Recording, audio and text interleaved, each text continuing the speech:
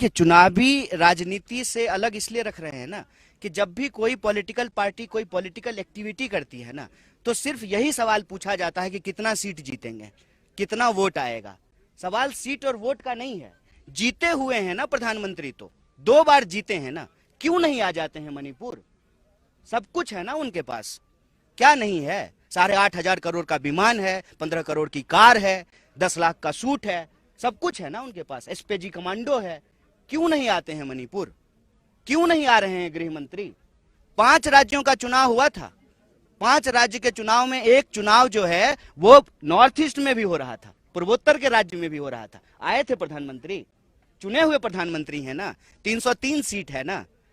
सिर्फ चुनाव पे हर चीज को सीमित कर देंगे तो फिर हमारे आंख के सामने जो अन्याय हो रहा है उसमें न्याय कौन ढूंढेगा? न्याय के लिए कौन लड़ेगा? हर चीज को अगर चुनाव पे ही सीमित कर देना है। राजनीति से हम इनकार नहीं कर रहे हैं, एक पॉलिटिकल पार्टी है, हम एनजीओ नहीं है, हम चुनाव लड़ते हैं, हम चुनाव लड़ेंगे, लेकिन सिर्फ चुनावी नफा नुकसान से हर चीज को देखेंगे तो इस देश का बंटवारा होता रहेगा, जैसे बंटवारा हो गया है मणिपुर का।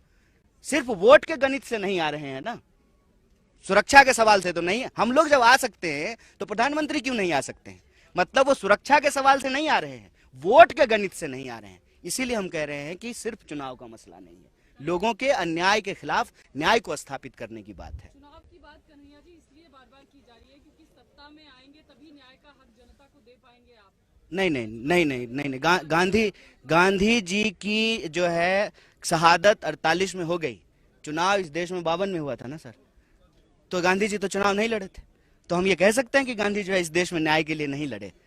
इस देश में हजारों साल से लोगों को मंदिर प्रवेश नहीं करने दिया जाता था, गांधी जी चुनाव लड़के लोगों को मंदिर प्रवेश नहीं कराए थे। छुआछूत के खिलाफ, वर्ण व्यवस्था के खिलाफ, इस देश के जो आम लोग हैं उनके हक और अधिकार के लिए गांधी जी लड़ रहे थे, सिर्फ चुनाव के लिए नहीं लड़ रहे थे। मैं कह रहा हूं कि चुनाव हम लड़ेंगे और पूरी मजबूती से लड़ेंगे।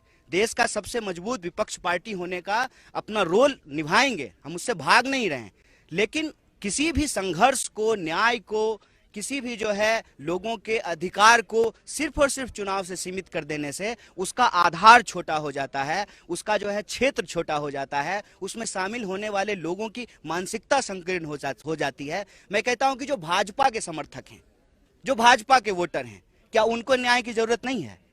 हम इस देश के 140 करोड़ लोगों के लिए के न्याय के लिए लड़ रहे हैं। महंगाई से कौन प्रताड़ित नहीं है? महंगाई का जो अन्याय है उससे कौन प्रताड़ित नहीं है? तो हम सबके लिए लड़ रहे हैं, इसलिए हम ये बात कह रहे हैं। नमस्कार, मैं हूं मानक गुप्ता।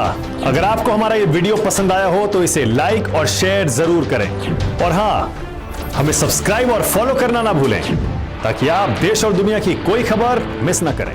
तो जुड़े रहिए हमारे साथ और देखते रहिए न्यूज़ 24।